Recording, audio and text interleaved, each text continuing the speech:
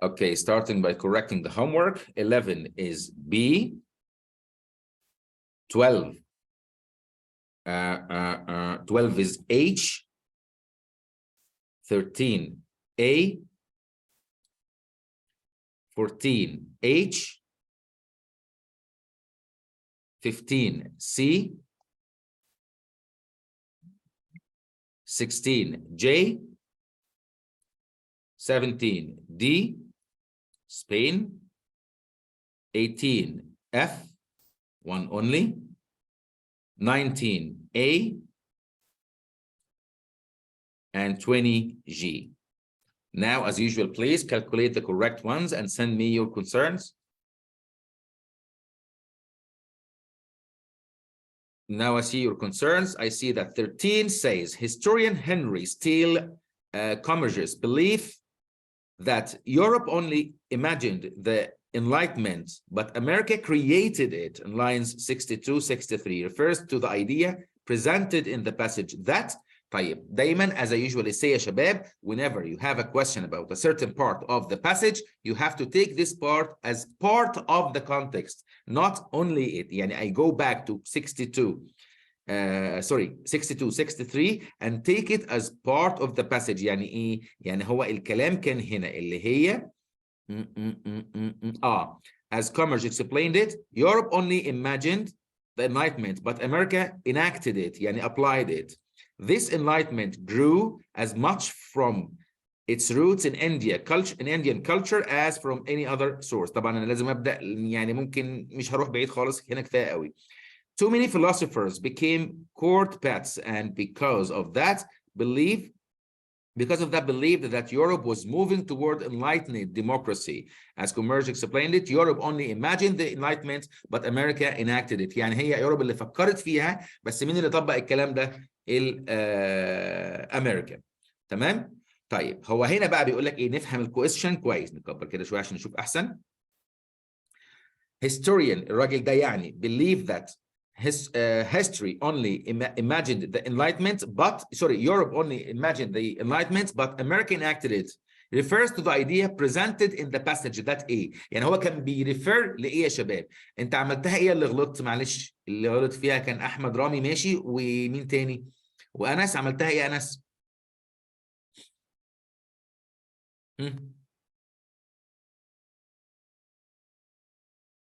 اوكي, عملتها سي اللي هي دي. طب هل الكلام ده معناه يا انس ان the Dutch and Spanish political think؟ انا مش هكمل اصلا, هو بيقول لك Europeans وAmericans, مش بس الداتش والسبانيش political thinkers had a history of democratic tradition خالص. الكلام مالوش علاقه بكده.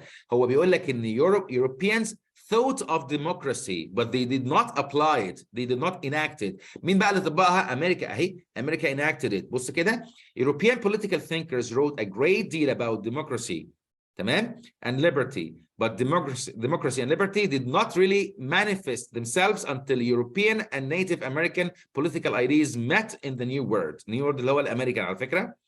ف that's what it means. دي يا انس it does not يا حبيبي, ما هي ايه 13 ايه. احمد رامي عمل سي. انس بيقول دي. طيب بص يا احمد, يا رامي, دي بتقول لك Native Americans when introduced to the democratic ideals of Europe political thinkers readily adopted the Europeans political philosophies. لا, هو ما قالهاش كده بالظبط يا انس. هو قال لك ان thinkers of Europe هم اللي بدأوا يكتبوا ويفكروا وintroduce the idea of democracy, بس مين بقى اللي applied it, enacted it, حطها in action, يعني هم الامريكانز. عشان كده الانسر هي A. Question 14. The main idea of the passage is that, طبعا انا بفهم ده من خلال لما بعمل locating information زي ما قلت لكم, و mapping out for the passage و highlighting the main ideas, هفهم منها main concern كان ايه. طيب معلش كده, مين غلط في 14؟ احمد رامي عملتها ايه؟ وانس برضو. احمد وانس عملتوها ايه؟ معلش عشان اقول لكم هي ليه غلط. انس عملتها F. اوكي, بص يا انس, واحمد رامي عملتها F برضو. واضح ان انتوا تمام. طيب تفتكر المين ايديا انس كانت بتقول ان democracy and liberty are political ideas derived primarily primarily from the Greeks and Romans of the ancient world. جبتها منين يا أنس؟ فين الفكرة دي؟ فاكر لما قلنا locating information؟ أنا ما كنتش مركز فيها أصلا. يبقى مش هتعرف تحلها، لازم تركز عشان نعرف نجيب فين جبت الكلام ده منين. ده واضح انت هبتها. لما بص H بتقول لك ايه؟ modern American and European political thought in colonial America. هي جت منين؟ بص كده. The main idea of the passage is that modern democracy evolved يعني ظهرت يعني جت منين؟ from the interaction of the Native American and European political thoughts in colonial America. لما كانوا مستعمرين أمريكا، الحتة حتى اللي هي هنا دي اللي هي New World دي. Native American political ideas met in the New World. بص هنا كده حتى إجابة السؤال اللي قبليه هي فيها نفس الإجابة دي. that's why the answer is H. 15 it can be inferred from the 6th paragraph. هو كتر خيره الراجل بيقول لك تروح فين على طول اهو. that historian Henry Steele Commager would agree with the statement that during the Enlightenment Europe was mainly ruled by A. السؤال ده سهل جدا لو عرفت تروح تجيبه منين. طيب افهم كده بقى الناس الشاطرين. عرفنا يا شباب فين الكي وورد اللي جاوبت السؤال ده؟ هو عايز يقول لك ان الراجل ده agree with the statement that during the Enlightenment Europe was mainly ruled by A. مين اللي كان بيحكم Europe at that time؟ حد عارف يجيب الانسر منين؟ اقول انا يعني؟ لازم اقول انا. حاضر 6 paragraph اللي هو كان انهي معلش؟ line 51 65. طيب اهو بص يا سيدي بسرعه كده. Henry Steele wrote that during the Enlightenment Europe was ruled by the well-born واحد، the rich اتنين، the privileged, by those who held their place. ده ما فيش اسهل من كده في الدنيا يا اللي غلط. by those who held their places by divine favor, inheritance, prescription or purchase. الناس اللي معاها فلوس، اللي بيشتروا حاجات كتير، اللي هم وارثين الجلوري from their ancestors، الحاجات دي كلها، الويل بورن، البريفليجد، الريتش اللي عندهم يعني باور والحاجات دي كلها. طبعا اللي هم aristocratic class.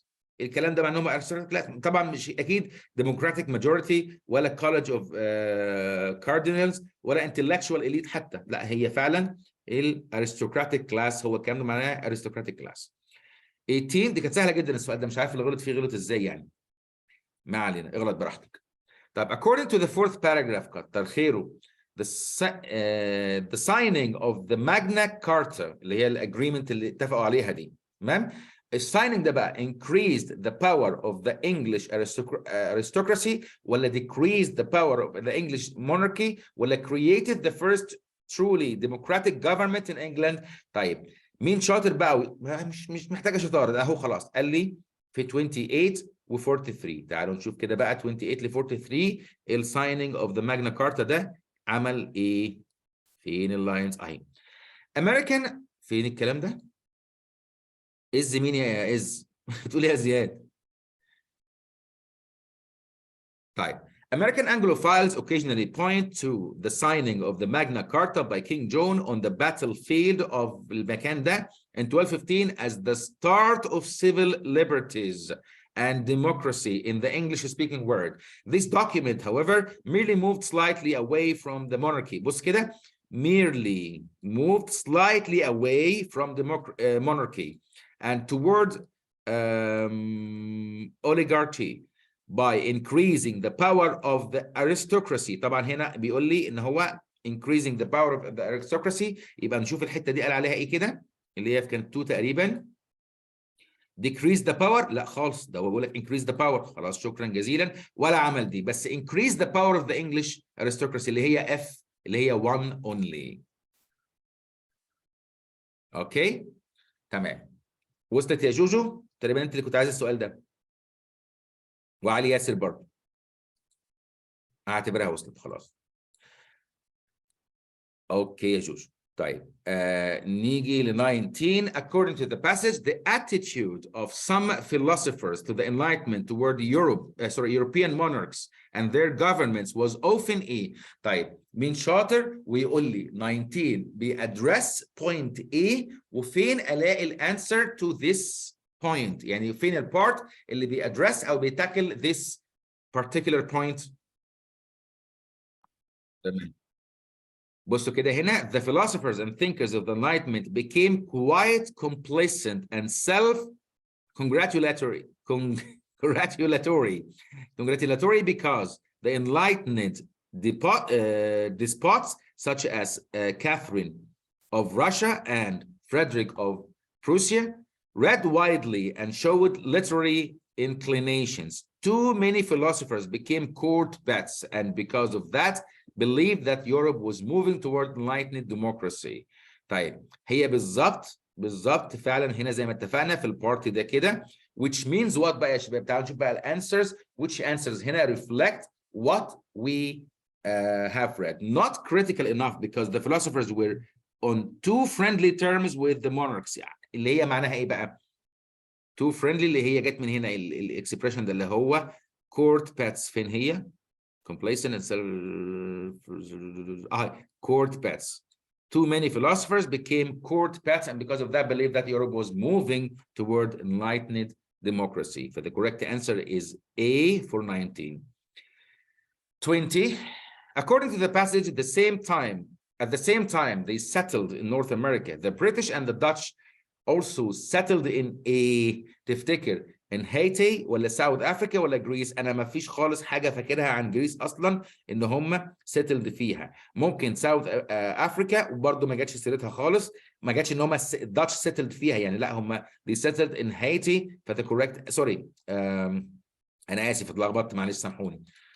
انا مش فاكر خالص حاجه جت عن جريس ان هم البريتش اند ذا داتش settled فيها خالص، ولا حتى هايتي، لا هم settled in South Africa. لو رجعت للباسج هتلاقي الحته اللي هم فيها they settled in whatever. تمام، هتقول لك ان هم they settled in South Africa. yes. تمام.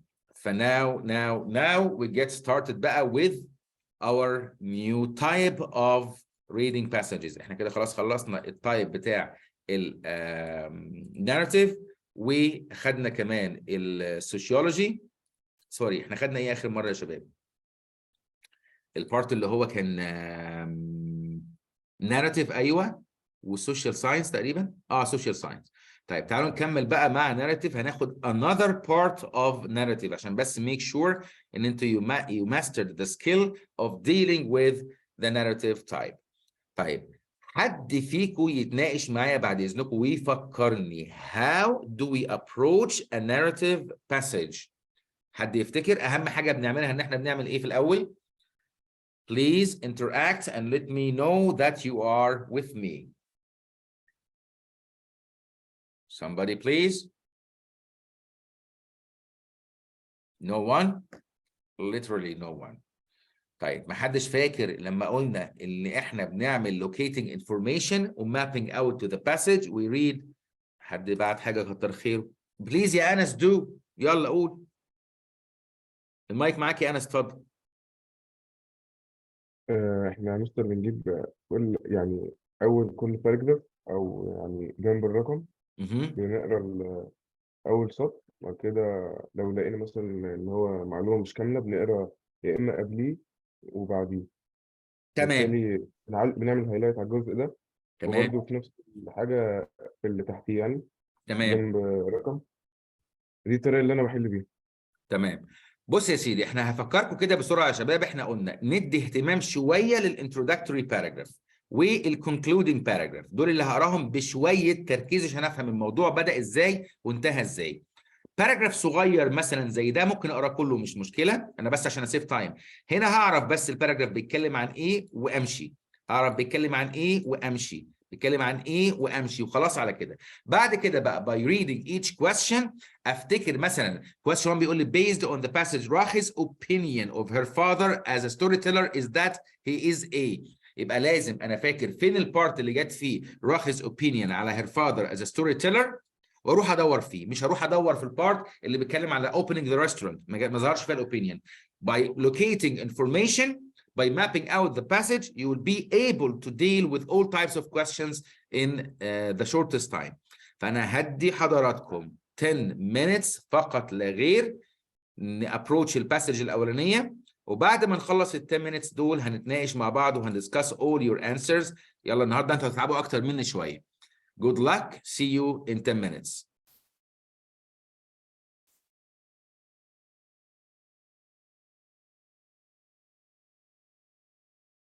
Okay يا شباب, time is over. يلا please let's do the answers. That was he met her, my mother. Okay. One, as you can see, is okay. Concerns about the management of courtship. More as a life as married man. What do you think one was, ya shabab? I forgot the model answer, but let me think. Mora's life as a married man? No. Mora's concerns about marriage? No. Moral and vain courtship and its effects on others? I think yes. Mora's characteristics and his family conflicts? Yes, it is C, I'm sure. 1 C, 2 F, 3 B, 4 H, 5 A, 6 J, 7 B, 8 J, 9 D, 10 G. Please find your correct ones and tell me how many correct answers you've got. Mister, Yes, honey. أنا حليت passage تانية. وأنا بس كمان. Okay, I'm sorry. That was my وأنا mistake. كمان يا مستر. That was my mistake. I'm sorry. I gave you the wrong model answer. I'm so sorry. Here's the right one. Here's the right one. Yes, because I remember both, but I don't remember which one I have given you for assignment. Yalla, 1C again. 1C, 2J, 3A, 4J. That's a nice mistake.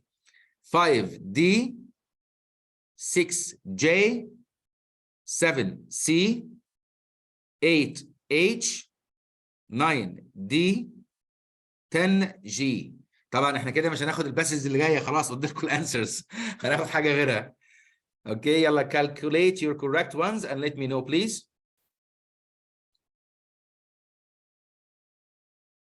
Good performance, but still I'm looking for better. Even if you got 10 over 10, I still need to see a better performance. بصوا يا شباب, based on the passage, Rahi's opinion of her father as a storyteller, I remember Rahi was talking about her father as a storyteller in this part here. We're about to make him, he makes us burst. No, as a storyteller. Where's the part of, yes, unexpected. Yes, stories about the people he has told us about. Okay, let's read this part here. I remember it was here. He has told us about his early days as a student, money, a janitor in a hospital, a slot machine repair man in a casino, about the people he met in these places. I would never, here's the answer, I would never have guessed that such a consummate storyteller lay waiting all these years inside my father. Still, I haven't got the answer yet. He prolongs the suspense until we're about to shake him. He makes us burst out laughing. طبعا البارت ده كده اللي قالت عليه ان هو he makes us burst out laughing by telling us stories هيخليني exclude little rusty. لا طبعا compelling when describing events that are dull. طبعا لا خالص مش dull نهائي, فكده exclude A و B. Okay. It makes us burst out laughing at unexpected jokes. My favorite stories are about his life in India, but so far he has not told us any stories involving my mother, though he does mention okay about the people. Yes. So فكده انا مش شايف خالص ان A و B ينفعوا. كده I'm left out with C and D. So gifted that she can hardly believe his talents have only recently come to her attention. قريبة جدا. Amusing most of the time, but occasionally silly خالص. خدتوا بالكم بقى من أسئلة ال ACT عاملة ازاي يا شباب؟ يديك حاجة صح جدا في الأول. هم فعلا كده. Amusing most of the time. وبعدين انت تقف لحد هنا لو ما كملتش هتغلط. لأن الأنسر في الآخر هتلاقيها راحت في حتة تانية خالص. That's why the correct answer is C.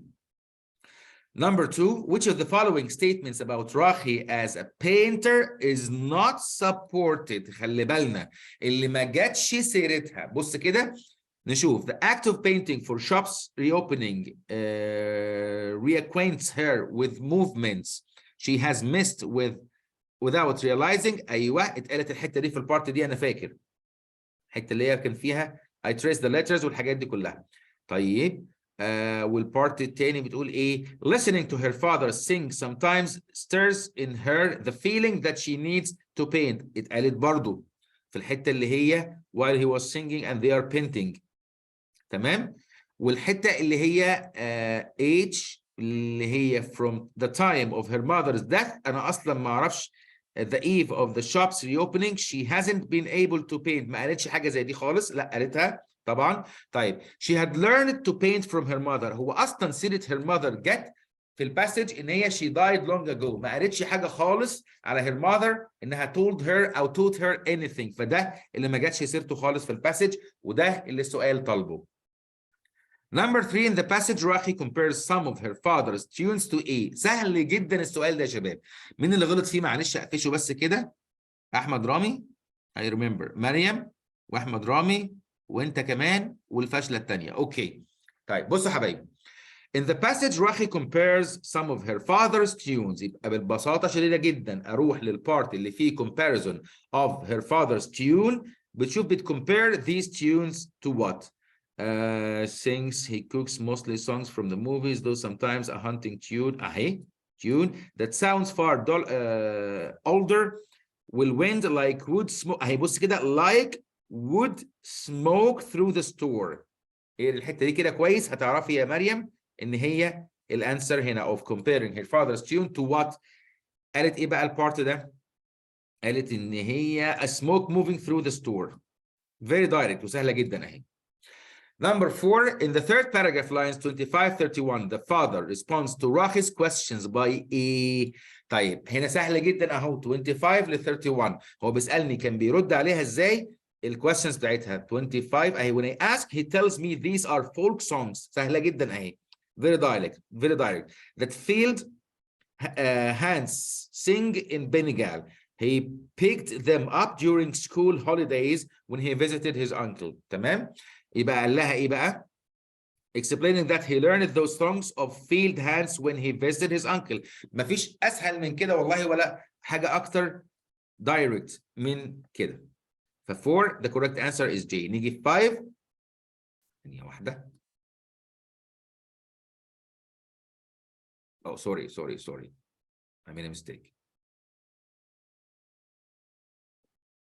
Okay 5 as presented by Rakhi in the last paragraph, the two people in the shop can accurately be described as all of the following except. يعني هي قالت عليهم 3 حاجات من هنا وفي حاجة ما قالتهاش. طيب الحتة اللي قالت فيها ان هم aware of her presence طبعا لان هي لما بصوا لها وضحكوا. I feel one happy at once as jotted down with Betty he reads out as I painted my eyes stay inside the store. ده كان آخر باراجراف.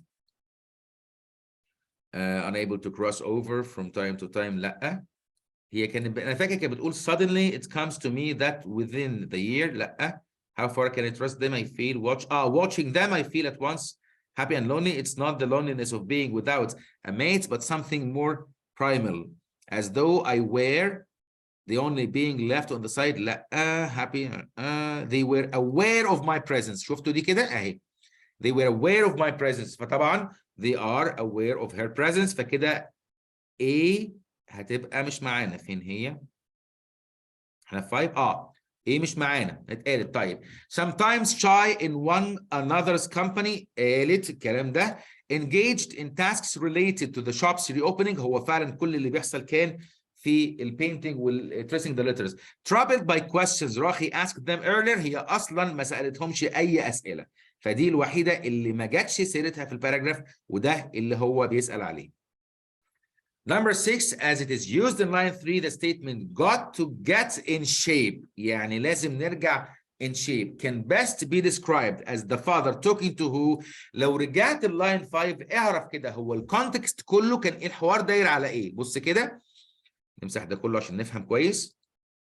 فين البارت اللي بيسال عليه اهو got to get in shape اللي اهي قبلها بقى كان بيتكلم على ايه، وبعدها الكلام كان على ايه، عشان نفهم هو قال دي عشان يعمل بيها ايه. My father has been telling us stories all week while he tries to out snacks and sweets on us. I'm rusty, he claims. Got to get in shape. هو هنا بيكلم مين؟ أكيد his kids. But I suspect he just loves to feed us. I enjoy the snacks, but it's the stories I really crave. He has told us to خلص الكلام خلاص. يبقى هنا got to get in shape لأن هما كان بياكلوا sweets. بص كده. all week while he tries out snacks and sweets. يبقى هو بيقول لهم عن نفسه لا أنا مش هينفع إن أنا آكل سويتس كتير عشان عايز get in shape يعني. فطبعا هنا هو كان بيتكلم himself in the voice of a character from one of his children's favorite stories. هو ده الكلام اللي كان حاصل في الباسج سوري في الكونتكست لما هو كان بيتراي الستيتس سوري السناكس اند سويتس، وبيتكلم حتى عن نفسه I'm rusty. هو بيتكلم على مين؟ I'm rusty. He claims لنفسه got to go in shape. بيكمل كلام مع نفسه. that's why the correct answer is J. مستر 7. ليه مش اف؟ ليه مش ايه يا حبيبي؟ اف. طيب وبرده في حد تاني مش فاهم.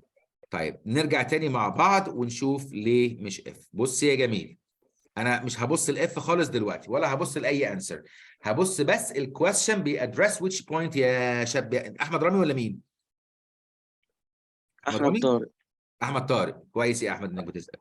بص يا ابو حميد، الكويستشن يا حبيب قلبي على which part اهي اللي هي got to go in shape. هو بيقول لك ايه؟ هو كان بيكلم مين او بيادرس مين in this part. تمام؟ فانا عشان اجاوب زي ما اتفقنا دايما لازم ارجع شويه لورا واقدم شويه لقدام وتيك this part as part of a context. تمام؟ مش لوحده.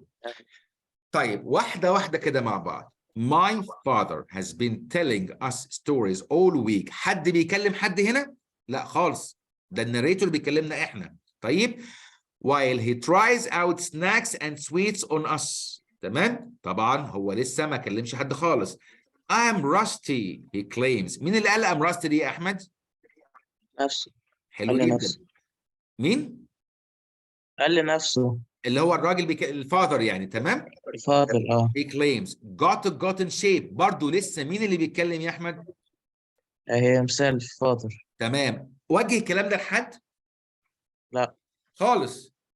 تمام؟ فتعالى بقى نكسكلود الانسرز اللي بعيد خالص عن اللي انا فهمته. طيب هقول مثلا himself quietly. هو فعلا himself quietly in an effort to resist eating another serving of sweets. عارف انا استبعدت اف ليه يا احمد؟ لان هو هنا بيقول لك ايه؟ trying to resist in an effort to resist eating another serving of sweets. تمام؟ بص كده بعدها قال لك ايه عشان تصدق كلامي اللي بقول لك لازم تقرا بعدها كمان. But I suspect he just loves to feed us. I enjoy the snacks but it's the stories. I suspect he just loves to feed us. انا مش مصدقه اللي هو بيقوله ده. Got to go in shape. هو عمال بياكل اصلا. He tries out snacks and sweets on us. I'm rusty. Got to go in shape. وبيكمل كمان. ما وقفش يعني. اوكي؟ فthe first part of the answer is correct يا احمد. برافو عليك. بس انت وقعت في اللي انا دايما بحذركم منه يا شباب.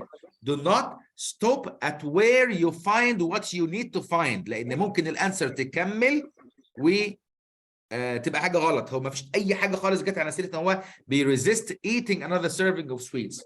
خلاص؟ انما هي he's speaking to himself in the voice of a character from one of his children's favorite stories. ان الكلام اصلا على الستوريز اللي كان بيحكيها و his attitude of telling stories and his approach of telling stories which makes them burst out loud.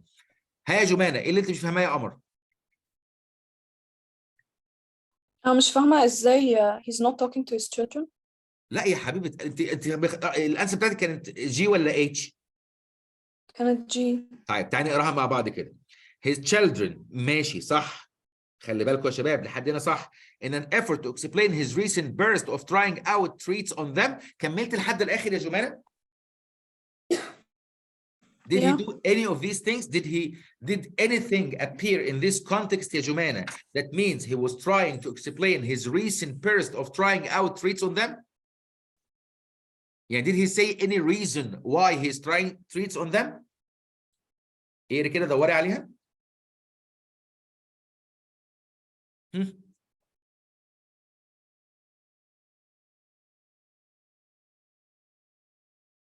I don't think you found it. I don't think you will. انت ساكته ليه؟ زعلتي ولا ايه؟ It's okay to make mistakes. طيب انا هعتبرك فهمتي، لو في حاجه تانية ابعتي لي. اوكي نيجي في الكويستشن، خد وقت كتير قوي question 6 ده بس مش مشكله. Number 7, Rahi states that the stories of her fathers that she likes the most are the ones about. يا جماعه والله ما في اسهل من كده. فين الحته؟ مين بقى يا شباب يقول لي where is the part that mentions the stories she enjoys the best or the most؟ حد يعرف هي فين؟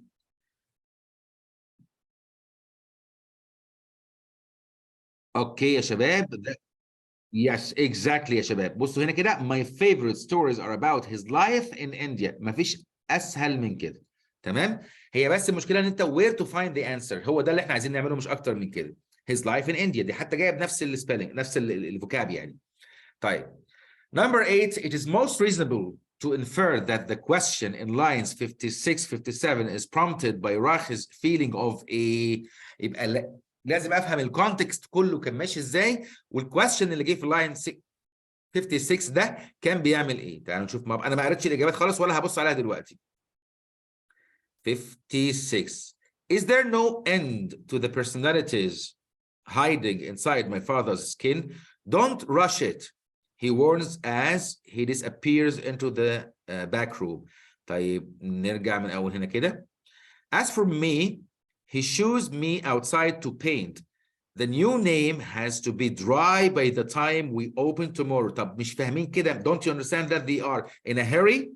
تمام؟ They are in a hurry. طيب we open tomorrow. I comply, a little taken back by his bustling managerial manner. Is there no end to the personalities hiding inside my father's skin? طيب don't you think بقى ان she is complaining now؟ عمال يستعجلها وبي choose me outside to paint. we have to be finished by tomorrow. هو مش هيخلص الراجل ده بقى من اللي بيعمله ده. Don't rush it. تمام؟ طيب her questions بقى her feelings of a فين راحت feeling of a اللي غلط فيها معلش اللي هو كان مين؟ كان I think جمانة برضو وأنس. عملتها ايه يا أنس؟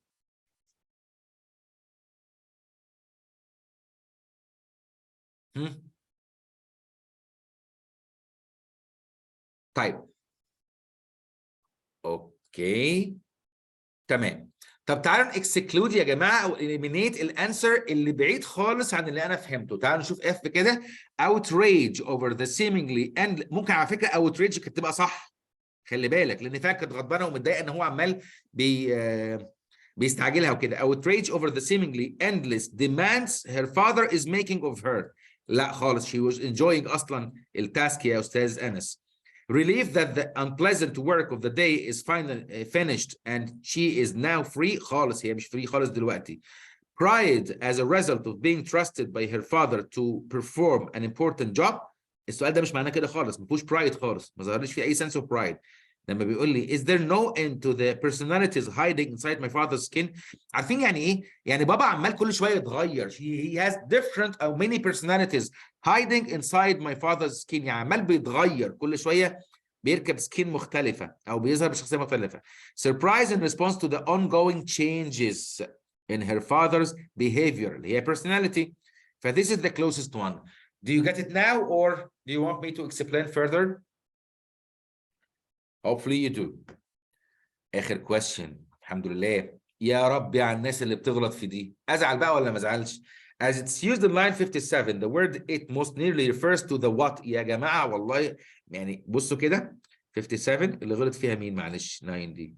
أنس أكيد. والله أنا فاكر أنس وأحمد رامي. لا أحمد رامي لا. طيب تمام. بص يا أستاذ أنس. أستاذ أنس باصص ولا مش باصص؟ يا ولد. طيب هعتبرك باصص.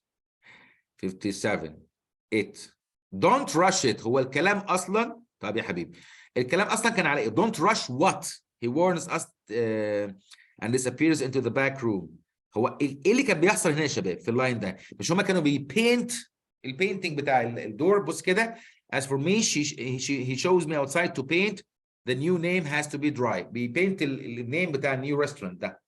don't rush it. ايه هو الايد ده اللي بيحصل؟ البينتنج اللي بيعملوه الاكشن اللي بيعملوه painting of the new name. جبتها من الباسج مش من حتة تانية. فذاتس all about the first passage. طبعا الباسج التانية يا شباب انتوا للأسف يعني شفتوا الموديل answer بتاعها. فlet's do the coming one which starts with the woman never dreams and this makes her intensely miserable. نحاول نطبق كل اللي اتعلمناه. We see you in 10 minutes إن شاء الله. Good luck. See you in 10 minutes.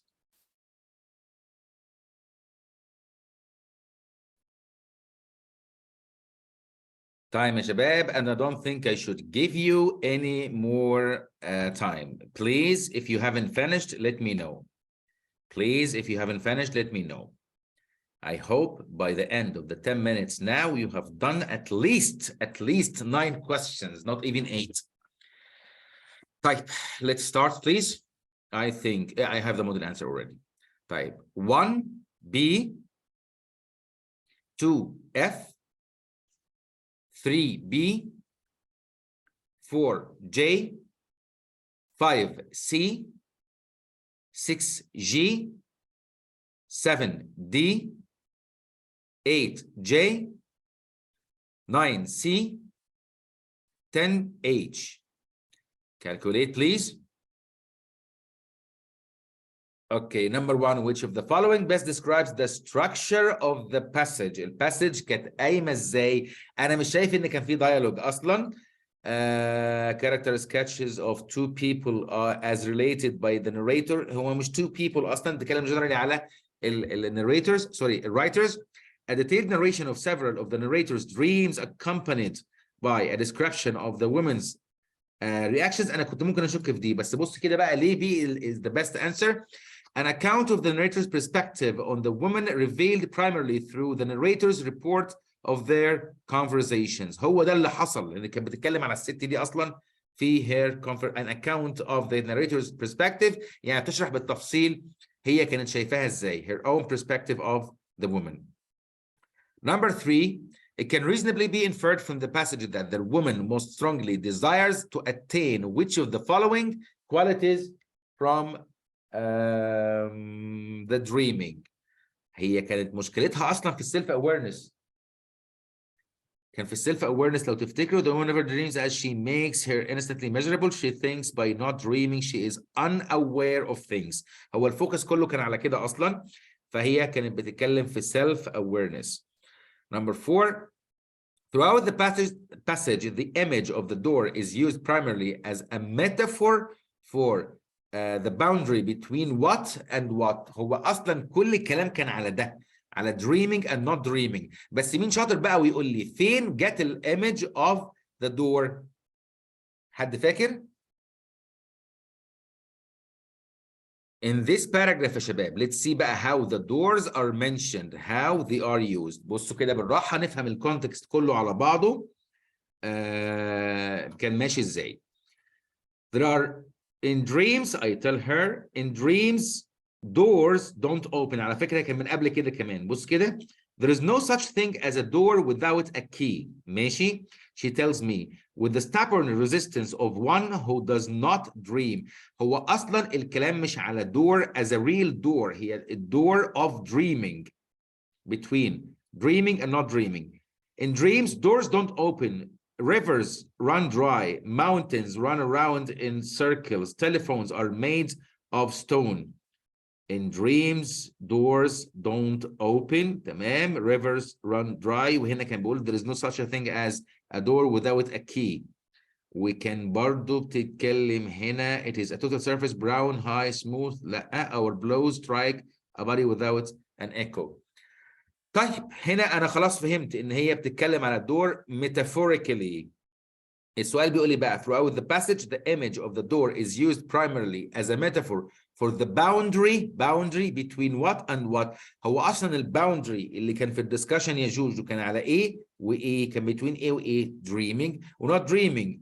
مش dreams and nightmares يا جوجو, هي كانت جابت سيرة nightmares but she was not comparing between dreams and nightmares. She is focusing on the idea of dreaming, of self-awareness. وصلت؟ انت اتخدعت لما لقيتي كلمة nightmare somewhere I guess يعني. أيوة. مش فاكرة عملتها دي. عملتها جي. مين، هنا ايهاب ولا جمانه؟ جمانة شادي. جمانه شادي. فهمتي يا حبيبتي؟ أيوة. تمام. لا مستر أنا مش فاهم. جمانه النجار صح كده؟ يا طيب بص يا قمر، ننسى خالص كل اللي احنا قلناه هنا. هنبدأ الأول يا جمانة بإن احنا understand what the question exactly addresses. طب قولي لي الأول كده يا جمانة، أنت ليه عملتيها جي؟ جبتي الأنسر دي منين؟ عشان ثانية. أنا عارف على فكرة، بس مستني أسمع منك. في the first paragraph صح كده زي ما أنا بيقول معلم كده؟ يا تمام. طب تعالى نشوف بقى نايت ميرز جت سيرتها ليه في الكونتكست ده. معلش نرجع ورا شوية كده. She هو stays في السنتنس اللي تحتها أيوه يا اللي حبيبتي، ما أنا هي رجعت but ورا. include. أيوه أنا رجعت قبلها كده عشان أفهم الكونتكست على بعضه. She stays at the threshold and the door is always closed, refusing her entrance. I tell her that in itself is a dream, a nightmare. طب بص كده. I tell her that in itself is a dream, a nightmare, to be in front of a door which will not open no matter how much we push at the latch or pound the knocker. Enter فين يا جوجو؟ refusing her entrance. enter ايه؟ الكلام أثر على ايه؟ to enter the dream يعني. طب اسمعي كده قبلها كمان. She does not have the door of dreams that opens every night to question the certainties of the day. The certainties of the day.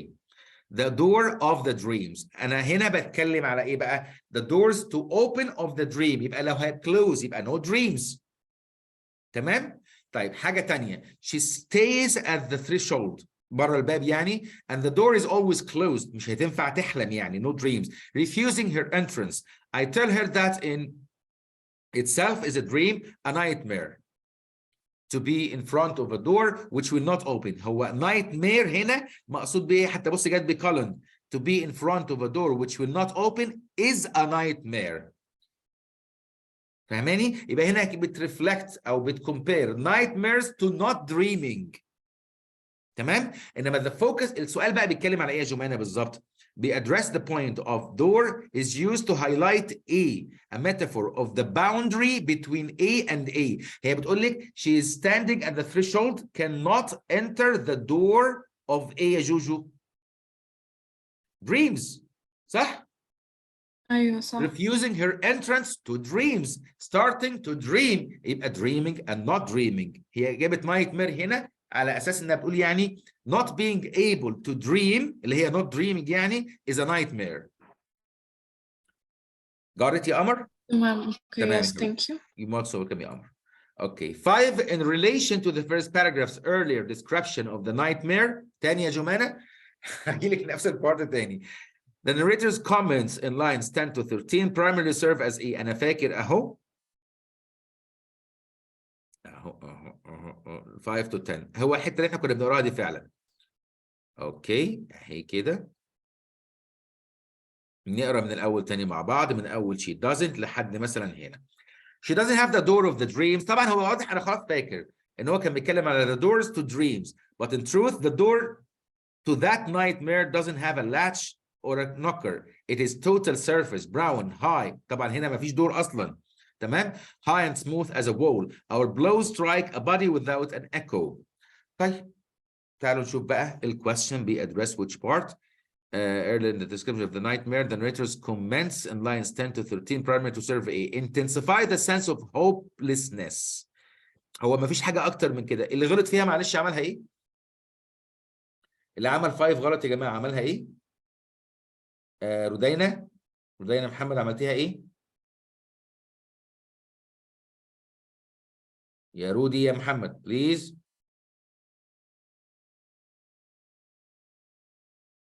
اوكي طيب نبيلة 5 عملتيها. هي 5 سي يا حبيبتي 5 السي. انا بتكلم على اللي غلط فيها. اللي عملها غلط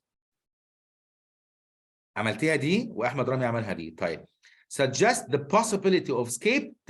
انا مش موافق على الكلام ده. مريم عملتيها بي مريم عملتيها بي اللي هي explain what caused the nightmare. لا خالص على فكرة يا جماعة، هي بتتكلم metaphorically. لو قريت الباراجراف كله على بعضه as a context كده عشان أفهم اللاينز دي بتكومنت على إيه من 10 ل 13، هتشوف she doesn't have the door of dreams that opens every night to question the certainties of the day. She stays at the threshold and the door is always closed. The door of A of dreams, refusing her entrance. يعني إيه refusing her to dream. I tell her that in itself is a dream, a nightmare, to be in front of the door which will not open no matter how much we push at the latch or بص كده no much how much we push at the latch، يعني مهما نعمل مش هيفتح. or pound the knocker مش هيفتح. but in truth the door to that nightmare doesn't have a latch أصلا or a knocker، يعني مفيش فايدة. it is total surface, brown, high and smooth as a wall. Our blows strike a body without an echo. ما فيش أي فايدة. We strike without an echo. Nothing comes back. يعني ما فيش أي فايدة. hopelessness مش trying to escape. هي كده كانت intensify the sense of hopelessness. No hope. Loss of hope.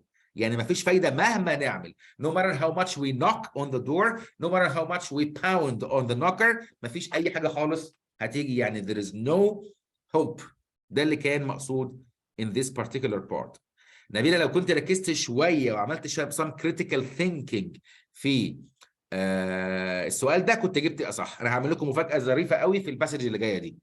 طيب which of the following yes honey I thought that it was saying the metaphor to show the woman that she can escape from the nightmare she's living in.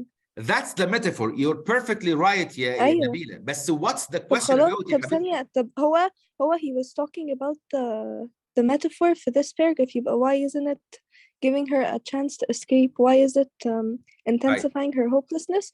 والمetaphor عن it's like hope. بصي يا حبيبتي، هو الميتافور is used by احنا ليه بنستخدم ميتافور اصلا يا جودو يا بلبل؟ It symbolizes something or compares one thing to another. طب هقول لك حاجه سيمبل جدا جدا جدا جدا. تعالوا نعملها هنا كده. هشرح لك بقى literature مش بس reading. بس طالما بيجي في reading لازم نحترمه ونديله حقه.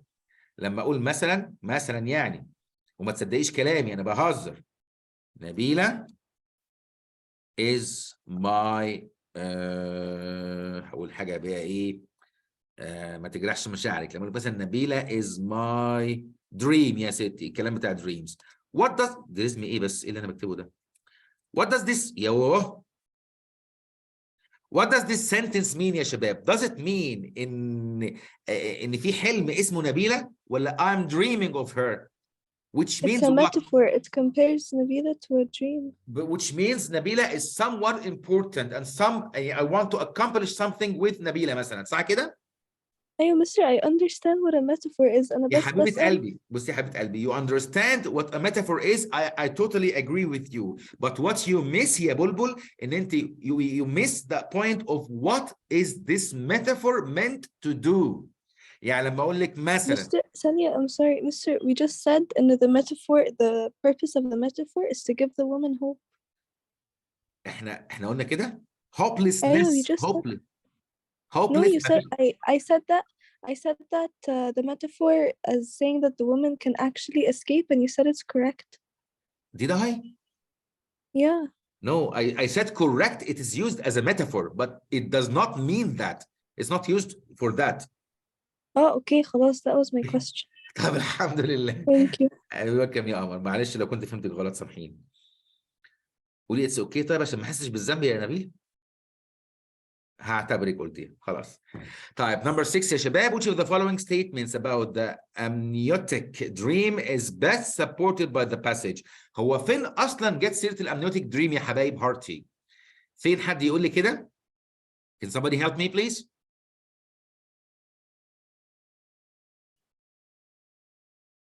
جت فين اللاينز بتاعت اهو؟ انا شايفها بس عايز اشوف كده حد اللي جاوب السؤال ده وغلط فيه. غلط فيه ليه؟ هو ده كان 8 ولا كام؟ كان 6. ها حد جاب امنيوتيك دريم ولا لسه؟ لسه بتدوروا؟ يا فشلة. يا فشلة اهي اهي اهي. The one she likes best is the amniotic dream. اللي هو ايه ده؟ The dream of water. I'm walking under a straight line that is above my head, and everything underneath is clear water that doesn't make me wet or have any weight. You don't see it or feel it, but you know it is there. طيب. Based on this description, خلاص يا أنوس جبتها يا حبيبي. Based on this description of the amniotic dream يا شباب، اللي هو فيه water تحتيك بس انت لا حاسسها ولا لامسها ولا it doesn't make you wet ولا you feel it's there بس it's not there, but you know it's there. You don't feel it, you don't see it, but you know it's there. تمام؟ طيب فين بقى الكويشن بيقول لك which of the following statement about the amniotic dream is best supported by the passage؟ ها it is the narrator's favorite dream. ما قالتش كده. The woman is particularly fond of hearing it related. I think so. The narrator has dreamed this dream many times. ما قالتش كده. It is the dream the woman most strongly desires to dream. ما قالتش كده. خالص. يبقى أقرب answer للquestion هي G اللي هي the woman is particularly fond of hearing it related. The line above my head is line that I never cross, nor do I have any interest in going beyond it. يعني مش عايزة أبعد عنها خالص. تمام. 7. According to the passage, one of the woman's worries about her present situation is that she فين الحتة اللي جت فيها اللي هي she is worried about something related to her present situation. اللي هي she stands out as different from others. هي مش عايزة ده أصلا. مش will begin to dream too much خالص. Suspect the narrator will desert her. لأ. Will watch her dreams become nightmares. ما اتقالتش بالشكل ده. أنا حليت السؤال ده by excluding الانسرز اللي بعيد خالص عن التروث. 8. Based on the narrator's account, the woman's approach to dreaming, the narrator's dreams is best described as a طيب تاني كده the woman's approach الطريقة بتاعتها يعني to dreaming the narrator's dreams. الناريتور هي اللي بتحكي على the woman dreaming her dreams is best described as a فين بقى الحتة اللي جت فيها how the narrator describes the approach of the other woman dreaming her dream. فين الحتة اللي جت كده اللي جابت قالت البارت ده يعني. طيب in this paragraph كده sometimes she asks me to tell her my dreams and I know that later in the privacy of her room with the lights out hiding she'll try to dream my dream. طيب but to dream someone else's dream is harder than writing someone else's story, and her failures fill her with irritation. She thinks I have a power that she doesn't have, and this brings out her envy and bad humor. She thinks that the world of dreams is an extra life that some of us have, and her curiosity is only halfway satisfied when I am finished telling her that the last one. To tell dreams is one of the most difficult arts. Perhaps only author Franz Kafka was able to do so without spoiling the mystery. Okay, the mystery. Okay, fine. نرجع بقى للكويشن كده ونشوف أنا فهمت إيه. Women's approach to dreaming. Okay, self-conscious and secretive. أيوه. جبت منين بقى كلمة secretive دي؟ ان هي عرفت ان هي عايزه تحلم الاحلام بتاعتها by a hiding in the privacy of her room with the lights out, hiding. She'll try to dream my dreams. I know that later. Sometimes she asks me to tell her my dreams and I know that later. تمام.